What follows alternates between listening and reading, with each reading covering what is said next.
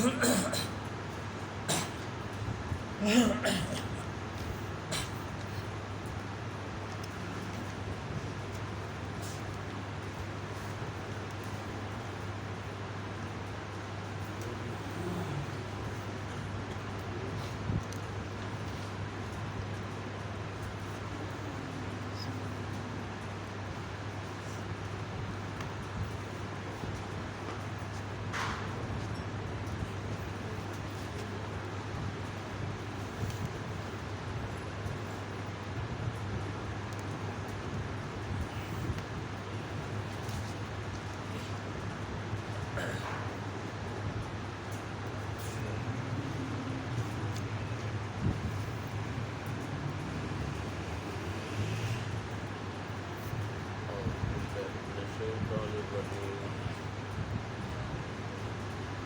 الله الرحمن الرحيم قالوا يا هود ما جئتنا ببينة وما نحن بتاركي آلهتنا عن قولك وما نحن لك بمؤمنين إن نقول إلا اعتراك بعض آلهتنا بسوء قال إني أشهد الله وأشهد أني بريء مما تشركون من دونه فكيدوني جميعا ثم لا تنظرون إني توكلت على الله ربي وربكم ما من دابة إلا هو آخذ بناصيتها إن ربي على صراط مستقيم فإن تولوا فقد أبلغتكم ما أرسلت به إليكم ويستخلف ربي قوما غيركم ولا تضرونه شيئا إن ربي على كل شيء حفيظ صدق الله مولانا العظيم وصدق رسوله النبي الأمي الكريم ونحن على ذلك لمن الشاهدين والشاكرين والحمد لله رب العالمين. گزشتہ آیات میں اللہ تبارک و تعالیٰ نے حضرت ہود علیہ السلام کی تبلیغی محنت کا ذکر فرمایا تھا، اور میں نے آپ کو کل جیسے عرض آپ کے سامنے کی تھی کہ اللہ نے انبیاء کی محنت قرآن میں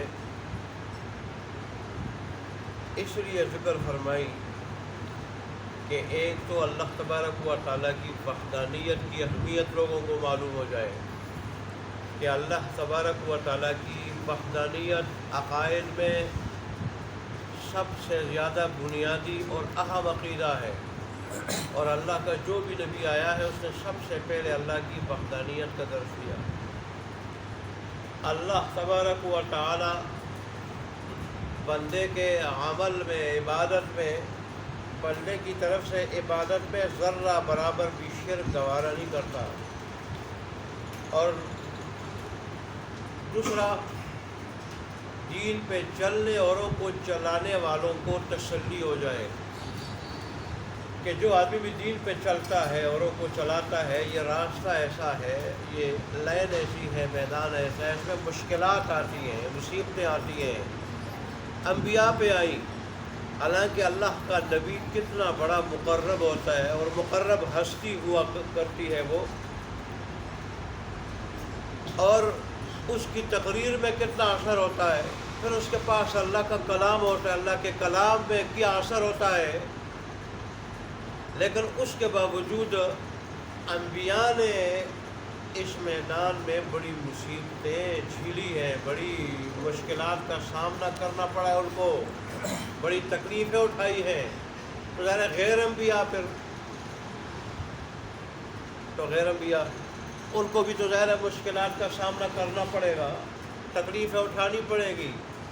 تو اللہ نے تسلی تو بظاہر اپنے نبی کو اور نبی کے ساتھ چلنے والے صحابہ کو دی، لیکن مقصد قیامت تک آنے والے ایسے لوگ جو دین پہ چلتے ہیں، اوروں کو چلاتے ہیں، دینی محنت کا کام کرتے ہیں، ایسے لوگوں کو اللہ نے تسلی دی ہے قیامت تک آنے والے، کہ اس راستے میں مشکلات آتی ہیں، جیسے انبیاء نے ان کو برداشت کیا، جس طریقے سے برداشت کیا، تو اس طرح تمہیں بھی وہ برداشت کرنا پڑے گا۔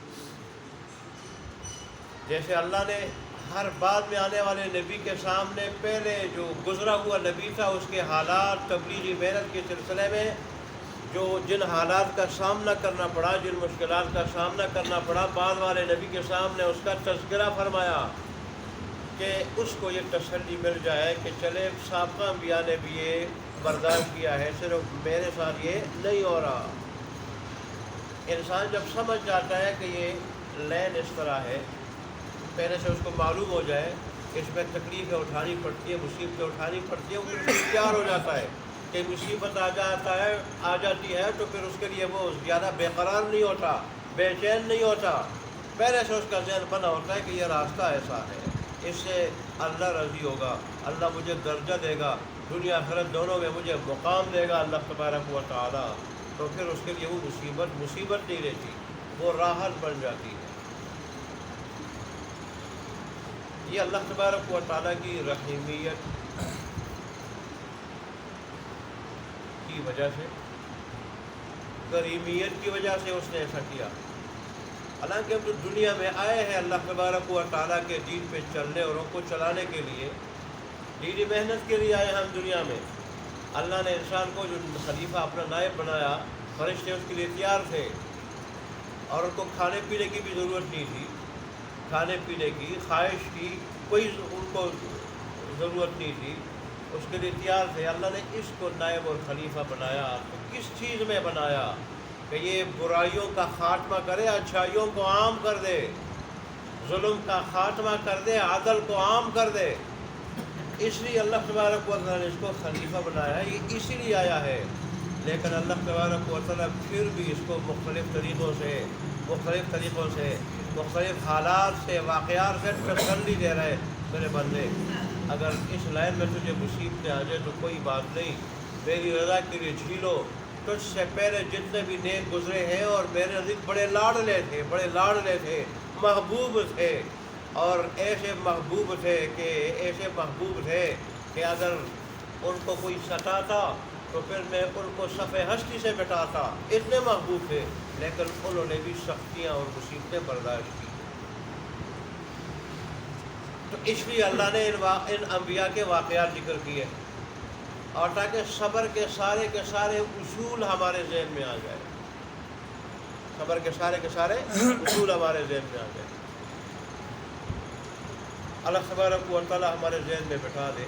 جیسے آج کا آیات میں آ رہا ہے، ایک نبی اللہ تبارک و تعالیٰ پہ بڑا متوکل ہوتا ہے، سب سے زیادہ بھروسہ اللہ کی ذات ہے، چنانچہ برملا چیلنج دیتا ہے اور مشرکوں کے راستے اور شرک سے برملا برات کا اظہار کرتا ہے، بیزاری کا، اور ساتھ ہی بھی کہتا ہے میں تمہارا یہ جو راستہ ہے شرک والا، اس سے میں بیزار ہوں، تم جو مرضی ہے میرے خلاف تدبیر بنا لو، منصوبہ بنا لو، جو مرضی ہے بنا لو، مجھے اس کی کوئی پرواہ نہیں، اور بنانے کے بعد مجھے مہلت بھی کوئی نہ دو، جو کرنا چاہتے ہو کر گزرو، جو کر سکتے ہو کر گزرو، میں تم سے ذرہ برابر بھی ڈرنے والا نہیں۔ کیوں؟ میرا بھروسہ اللہ پہ ہے، ورنہ عادی تو خود کہتے تھے من اشد منا قوہ، ہم سے کون ہے زوراور ہم سے بڑھ کر کون ہے زوراور، ہم سے بڑھ کر قوت میں کون ہے، ہم سے بڑھ کر طاقت میں کون ہے، اور اللہ خود کہہ رہے میں نے ان جیسے اور کسی کو طاقت والا ایسا نہیں بنایا تھا۔ تو اللہ نے پھر اللہ تبارک و تعالیٰ کو کہنا پڑا کہ تم سے زیادہ طاقت والا میں ہوں جس نے تمہیں بنایا۔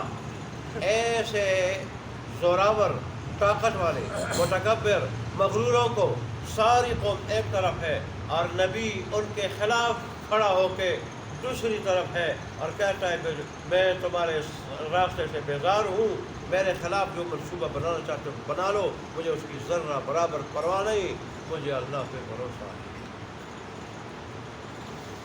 یہ نبی کو پتہ ہوتا ہے اسباب سارے اللہ تبارک و تعالیٰ کے اختیار میں ہیں، اللہ چاہتا ہے تو اثر ڈال لیتا ہے، اللہ نہ چاہے تو فیل ہو جاتے ہیں۔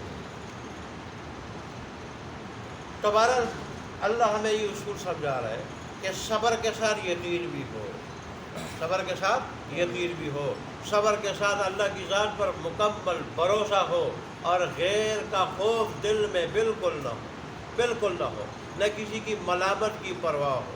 لا یخافون لومۃ لائم، وہ کسی ملامت کرنے والے کی ملامت کی پرواہ بھی نہیں کرتے، اور اللہ تبارک و تعالیٰ کو محافظ سمجھتے ہوئے اس کی ذات پر بھروسہ کرتے ہوئے دین کا کام کرتے ہیں۔ پھر جو بھی مشکلات آ جائے سینے سے لگا لیتے ہیں، پھر وہ مشکلات دھیرے دھیرے وہ مشکلات راحتیں بن جاتی ہیں۔ اللہ تبارک و تعالیٰ ہمیں بھی ایسا بنا دے۔ چنانچہ کل حضرت حود علیہ السلام کے وعظ اور تقریر کا حصہ تھا، اور آج کے درس میں قوم کی طرف سے جواب کا حصہ۔ حود علیہ السلام نے سب سے پہلے درس کیا دیا، اعبدوا اللہ ما لکم من الہ غیرہ، اللہ کی عبادت کرو، اس کے سوا تمہارے لیے کوئی معبود نہیں، کوئی عبادت کے لائق نہیں، اور تم نے یہ جو غیروں کی عبادت کا طریقہ اپنایا ہے، یہ اللہ پہ جھوٹ باندھنا ہے، یہ تم اپنی طرف سے گڑھ لیا ہے، ان انتم الا مفترون، نہیں ہو تم مگر اللہ پہ جھوٹ باندھنے والے۔ اور پھر بیلوشی کا برملا اعلان بھی کر دیا کہ تمہیں تبلیغ کرنے کا میرا کوئی اور دنیاوی مقصد نہیں، تم سے مال نہیں لینا چاہتا، میں سردار نہیں بننا چاہتا، میرا مقصد کیا ہے؟ میرا مقصد ہے اللہ کا پیغام تمہیں پہنچانا، تمہاری خیر خواہی، ہمدردی، یہ میرا مقصد ہے۔ ذرا توجہ کے ساتھ، اچھا جی، بیلوشی کا بھی برملا اعلان کر دیا، میرا اجر اللہ پہ ہے، اور پھر ساتھ ان کو جھنجھوڑا بھی، پھر تم سمجھتے کیوں نہیں؟ جب تم سے کوئی لالچ نہیں، کوئی مقصد نہیں، دنیاوی کوئی اور غرض نہیں، تمہاری خیر خواہی ہے، پھر سمجھتے کیوں نہیں ہو کہ اللہ کے راستے کی طرف آ جاؤ؟ اور پھر ظاہر 3 سال سے قارساری کے شکار تھے وہ، اللہ کے نبی کی جو بات نہیں مانی، اللہ کے نبی کو ستایا، عجیب و غریب باتیں کی، گستاخانہ، اللہ نے بارش بند کر دی، اور اتنی سخت گرمی ہوئی، علاقہ بھی بڑا گرم تھا، بارش بھی بند ہوئی 3 سال تک۔ پھر کیا ہوا؟ اتنی گرمی پڑی، ایک تو زمین نے پیداوار بند کر دی، اور اس طرح مالی کمزوری کے شکار ہونے لگے، اور عورتیں بھی بانجھ ہو گئی، عورتوں کی اولاد پیدا ہونا بند ہوا، وہ بانجھ ہو گئی۔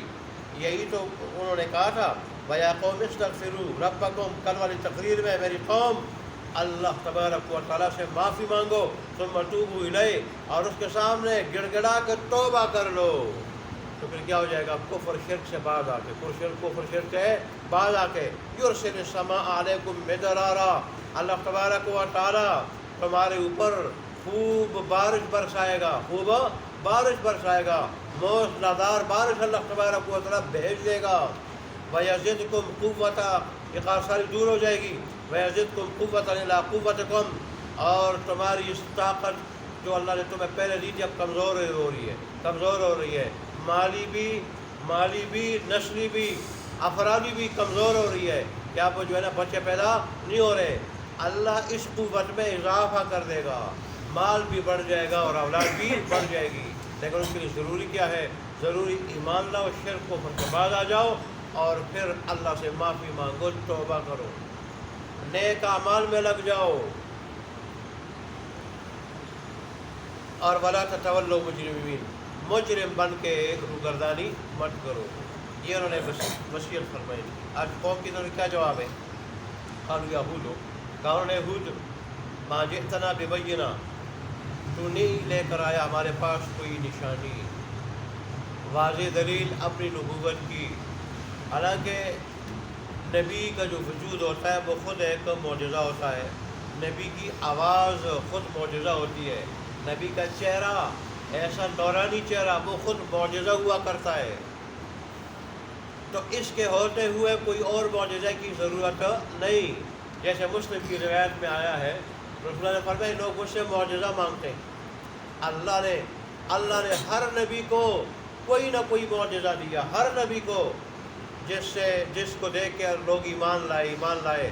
فرمایا اللہ تبارک و تعالیٰ کی قسم، اللہ نے مجھے قرآن خصوصی معجزہ عطا کیا ہے، قرآن خصوصی معجزہ عطا کیا ہے. اس قرآن کے ہوتے ہوئے کسی اور معجزے کی ضرورت نہیں. اور وجہ اس کی یہ قرآن نے بار بار چیلنج دیا ہے کہ یہ قرآن اگر تم کہتے ہو اللہ کا بھیجا ہوا نہیں، قرآن جیسا تم بنا کے لے آئے ہو. تم بھی تو انسان ہو، یہ بھی انسان ہے، تم پڑھے لکھے ہو، تم میں فصحاء بلغاء بھی موجود ہیں، اور یہ تو تم میں امی نہ پڑھے ہوئے مشہور تھے. تو پھر کیا وجہ ہے کہ ایک نہ پڑھے ہوئے آدمی تمہارے ان حروف سے جن حروف سے تمہارا کلام بنتا ہے، ایسا کلام بناتا ہے جس سے تم عاجز ہو، سمجھ جاؤ یہ اس کا نہیں، رب العالمین کا بھیجا ہوا. تو اللہ نے بار بار اس کے ذریعے چیلنج دیا ہے، اور آج تک کوئی مائی کا لال اس چیلنج کو قبول نہیں کر سکا. یہ میں کسی پروفیسر سے سن رہا تھا ایک مرتبہ، وہ کہہ رہا تھا کہ امریکہ میں ایک پروفیسر تھا بہت بڑا، اور اس نے کوئی دینی مطالعہ بھی بڑا کیا تھا. اس نے اس طرح کیا کہ کوئی ایسا سافٹ ویئر اس نے تیار کیا کہ اس میں جو بھی کتاب ڈالی جائے اس میں جہاں بھی غلطیاں ہوں تو فوراً پکڑ لے اور غلطیاں اس میں آ جائے. تو اس نے مسلمانوں کو اکٹھا کیا اور ان کی دعوت دی، اور ان کو کہا کہ میں ایسا سافٹ ویئر تیار کیا اور میں اس میں جو بھی کتاب میں ڈالتا ہوں تو اس میں غلطیاں آ جاتی. پھر ان کے سامنے یعنی بڑے بڑے علماء کو اور بڑے دیندار مسلمانوں کو اکٹھا کیا. پھر ان کے سامنے مختلف کتابیں ڈالی گئی، جہاں غلطیاں ہوتی فوراً غلطیاں آ جاتی. انہوں نے کہا اب میں قرآن کو اس میں ڈالوں تاکہ اس کی غلطیوں کو چیک کر لیں. تو بعض نے کہا کہ قرآن کے بارے میں ہمیشہ کہیں کہ غلطیوں کے لیے اس میں ڈال دیں اور چیک کریں. ہم کوئی جرم نہیں کر سکتے اللہ کے کلام میں ہم غلطیاں ڈھونڈیں. لیکن بعض جو سمجھدار قسم کہتے ہیں انہوں نے کہا یہاں مقصد تو یہ نہیں کہ قرآن میں ہم غلطیاں ڈھونڈ لیں، مقصد یہ ہے کہ قرآن غلطیوں سے پاک ہے، قرآن غلطیوں سے پاک ہے، اور ہمیں یہ ایمان ہے کہ قرآن غلطیوں سے پاک ہے، اور یہ اللہ نے جو اس کی برات کا اعلان کیا ہے ایسے ہی براعت اس کے سافٹ ویئر میں بھی برات ظاہر ہوگی. وہ قرآن غلطیوں سے پاک ہوگا، اور اسے دیکھ کے بہت سارے اس جیسے لوگ مسلمان ہو جائیں گے. انہوں نے کہا ڈال لیں. چنانچہ اس نے جب ڈال لیا قرآن کو اس میں سافٹ ویئر میں غلطیاں چیک کرنے کے لیے، تو اس میں 4 0 آگے 0 0 0. اور وہ پروفیسر جو کمپیوٹر کا بڑا ماہر تھا اس نے کہا پہلے 0 کا مطلب یہ ہے، دوسرے کا یہ ہے، دوسرے کا یہ ہے. اس کا مطلب ہے کہ منفی در منفی، منفی در منفی، قرآن میں کوئی غلطی ہے ہی نہیں. نفی در نفی، قرآن میں جو ہے کوئی غلطی نہیں ہے. نفی کر رہا تھا اس کا سافٹ ویئر بھی کہ قرآن میں کوئی غلطی نہیں. اس سے وہ آدمی بڑا متاثر ہوا، اور وہاں جتنے موجود لوگ تھے وہ بڑے متاثر ہوئے کہ قرآن واقعی یہ اللہ کا وہ کلام ہے کہ جس میں کوئی غلطی نہیں ہے. اللہ تو ایسے ہی حود علیہ السلام بھی اللہ کے نبی تھے. نبی کا چہرہ، وجود، آواز، اس کا کلام رب کی طرف سے جو اس پہ نازل ہوتا ہے یہ ایسا ہوتا ہے کہ یہ نبوت کی دلیل ہوتی ہے. یہ ساری چیزیں لیکن ہمیشہ نہ ماننے والے لوگ پھر بہانے بناتے ہیں. لیکن مکے والوں نے منا میں بیٹھ کے رسول اللہ صلی اللہ علیہ وسلم سے مطالبہ کیا کہ تم کیا کرو، کوئی معجزہ ظاہر کر دو، ہم لے آئیں گے ایمان. ابو جہل بھی بیٹھا ہوا تھا. رسول اللہ نے کہا کہ خود پوچھا کیا معجزہ ظاہر کروں. ابو جہل نے کہا اس چاند کے ٹکڑے، چاند کی طرف اشارہ کرو، پورا چاند تھا پورا چودھری کا، اس کی طرف اشارہ کرو کہ 2 ٹکڑے ہو جائے. رسول اللہ نے انگلی سے اشارہ فرمایا، چاند کے 2 ٹکڑے ہو گئے، ایک پہاڑ کے ایک طرف، دوسرا دوسری طرف. تو وہاں پھر کیا کہا، ماننے کے بجائے صفر مستمر. سورہ قمر میں اس کا ذکر ہے، اقتربت الساعۃ وانشق القمر، قیامت نزدیک ہو چکی ہے اور چاند کے 2 ٹکڑے ہو چکے، چاند کے 2 ٹکڑے ہو چکے. اور بدبخت نے کیا کہا دیکھے، صفر مستمر، یہ تو چلتا ہوا جادو ہے، چلتا ہوا. پہلے بھی لوگ کرتے آ رہے تھے اور آج انہوں نے بھی کر لیا، کر دکھایا. تو چلتا ہوا جادو، اس کو جادو سے تعبیر فرمایا. اس لیے تو اللہ تبارک و تعالیٰ نے فرمایا میں ایسے بےایمانوں کو جانتا ہوں، منہ مانگا معجزہ بھی ظاہر ہو جائے، جنہوں نے ماننا نہیں وہ پھر بھی ایمان نہیں لاتے، اور پھر میں ایسے لوگوں کو مٹاتا ہوں اور آپ کی امت مجموعی طور پر میں مٹا دوں. یہ آپ کی خصوصیت ایسے میں نہیں چاہتا. پہلے لوگوں نے مانگا، میں نے ظاہر کیا، پھر نہ مانے پھر مٹایا. اے اللہ، یہی تو رسول اللہ نے یہی بات ارشاد فرمائی قرآن سب سے بڑا معجزہ میرا۔ تو انہوں نے کہا کہ نہیں لے کے آیا اب ہمارے پاس کوئی معجزہ، بینہ واضح دلیل کو بھی کہتے ہیں، بینہ نشانی کو، اور یہاں مراد معجزہ ہے۔ وما نحن بتارکی آلہتنا، ایک تو معجزہ کا مطالبہ کیا، دوسرا وما نحن بتارکی آلہتنا عن قولک، ہم اپنے معبودوں کو تیرے کہنے سے چھوڑنے والے نہیں، تیرے کہنے سے چھوڑنے والے نہیں، آبا و اجداد ان کو پوچھتے رہے ہم بھی پوجیں گے، لہذا ہم ایک معبود کو پوجنے والے نہیں ہیں۔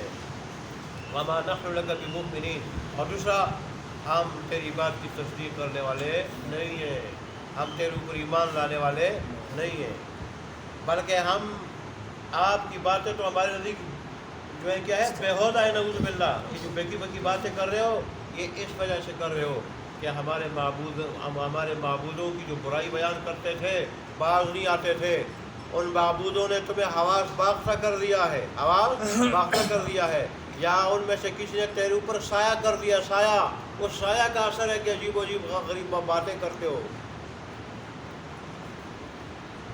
جب آدمی حد سے زیادہ گمراہ ہوتا ہے تو اس کو پھر اچھائی برائی، برائی اچھائی لگتی ہے۔ یہ اس وقت ہوتا ہے جب کفر، شرک اور بغاوت سے دل کیا ہو جاتا ہے، سیاہ ہو جاتا ہے۔ اللہ ہمارے حال پہ رحم فرمائے۔ آج مسلمان عمل کی وجہ سے اس اسٹیج پہ پہنچ چکے ہیں کہ دل سب کے سیاہ ہو چکے ہیں، آج ان کو اچھائی برائی، برائی اچھائی لگتی ہے۔ کہیں دینی مجلس ہوتی ہے وہاں سے سارے بھاگ جاتے ہیں، اور جہاں کوئی موسیقی کی مجلس ہو، شیطانی مجلس ہو، وہاں سارے پہنچ جاتے ہیں۔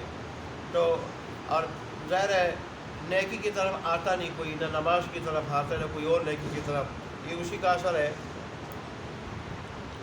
ان نقول، نہیں کہتے ہم، الا اعتراک بعض آلہتنا بسوء، مگر یہی کہ پہنچایا ہے ہمارے بعض معبودوں نے تمہیں برائی، تمہیں برائی پہنچائی ہے، وہ کوئی برائی پہنچائی ہے انہوں نے، تمہیں حواس باختہ کیا ہے انہوں نے، خرابی پہنچائی انہوں نے۔ قال انی، تو حود علیہ السلام نے کیا کہا؟ قال، انہوں نے کہا انی اشہد اللہ، بے شک میں اللہ کو گواہ بناتا ہوں، واشہدوا، اور تم بھی گواہ رہو اس بات پہ کہ انی بریء مما تشرکون، یہ کہ میں بیزار ہوں ان چیزوں سے جن کو تم شریک بناتے ہو۔ یہی بات ابراہیم علیہ السلام نے بھی ارشاد فرمائی تھی، من دونہ فکیدونی جمیعا، اس اللہ تبارک و تعالیٰ کے سوا تم سارے جمع ہو جاؤ سارے، اور میرے خلاف کوئی منصوبہ بنا لو، فکیدونی، کوئی منصوبہ بنا لو میرے خلاف جمیعاً سارے مل کر، ثم لا تنظرون، اور پھر مجھے مہلت مت دو، مجھے مہلت مت دو۔ انی توکل، توجہ کے ساتھ سنو بھائی، انی توکلت علی اللہ ربی و ربکم، بے شک میں بھروسہ رکھتا ہوں، بھروسہ کرتا ہوں اللہ پر جو میرا بھی رب ہے اور تمہارا بھی رب ہے۔ ما من دابۃ الا هو آخذ بناصیتها، زمین پہ کوئی بھی چلنے پھرنے والا نہیں مگر اللہ تبارک و تعالیٰ اس کی پیشانی کو پکڑنے والا ہے۔ اس کی پیشانی یعنی وہ چلنے پھرنے والا اللہ کے قبضہ قدرت میں ہے، قبضہ قدرت میں ہے، پیشانی پکڑنے کا یہ مطلب، جب بھی اللہ چاہے اس کو پکڑ لے، اس کو اپنے گریز میں لائے، جس کو چاہے اللہ نواز دے، تو اگر باز دیا ہو گیا تو پھر اللہ تبارک و تعالیٰ تمہیں پکڑے گا۔ ان ربی علی صراط مستقیم، بے شک میرا رب سیدھے راستے پر ہے۔ سیدھے راستے سے قرآن کیا ہے؟ عدل والے راستے پہ، کہ اللہ کے ہاں عدل کا فیصلہ ہوگا، عدل کا فیصلہ ہوگا، ہوتا ہے، وہ ناانصافوں کو، ظالموں کو سزا دیتا ہے، اور فرمان برداروں کو وہ کیا کرتا ہے؟ اچھا بدلہ دیتا ہے۔ وہ دیکھ رہا ہے کہ کون اللہ کے دین کی محنت کر رہا ہے، دیکھ رہا ہے کون مخالفت کر رہا ہے، دونوں کو پھر اللہ صلہ دیتا ہے۔ یہ مطلب ہے سیدھا راستے پہ ہونے کا، عدل والا راستہ۔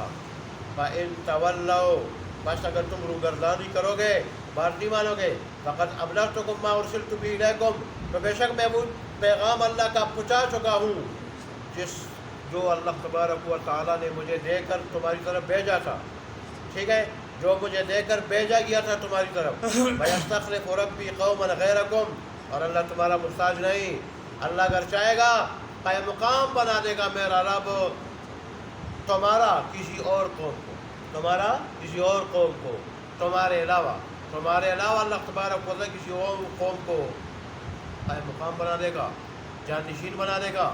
وَلَا تَضُرُّونَهُ شَيْئًا، تم اس اللہ تبارک و تعالیٰ کا کچھ بھی نہیں بگاڑ سکو گے۔ اِنَّ رَبِّي عَلَىٰ كُلِّ شَيْءٍ حَفِيظٌ، بے شک میرا رب ہر چیز پر نگہبان ہے۔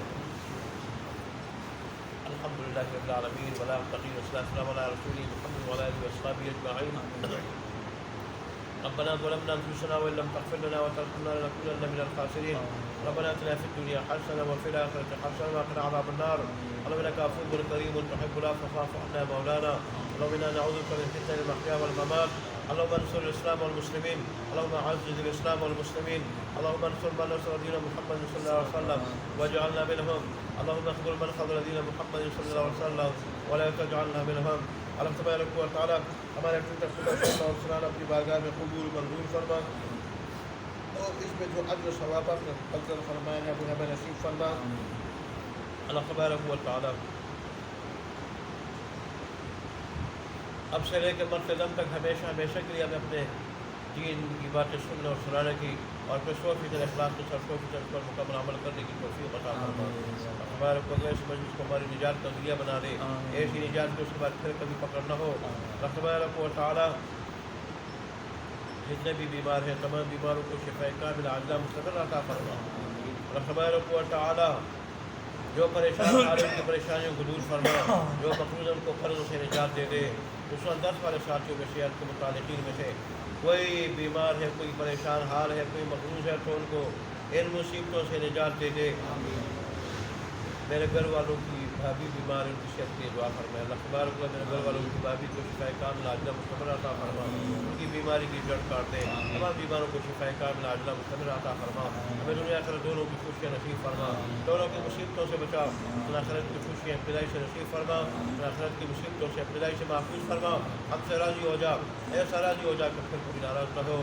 ہماری دعاؤں کو قبول منظور فرما۔ امین یا رب العالمین یا حی یا قیوم۔ ربنا تقبل منا انک انت السمیع العلیم وتب علينا انك انت التواب الرحيم، وصلى الله تعالى على خير خلقه محمد وعلى اله وصحبه اجمعين برحمتك يا ارحم الراحمين۔ جزاكم الله خيرا۔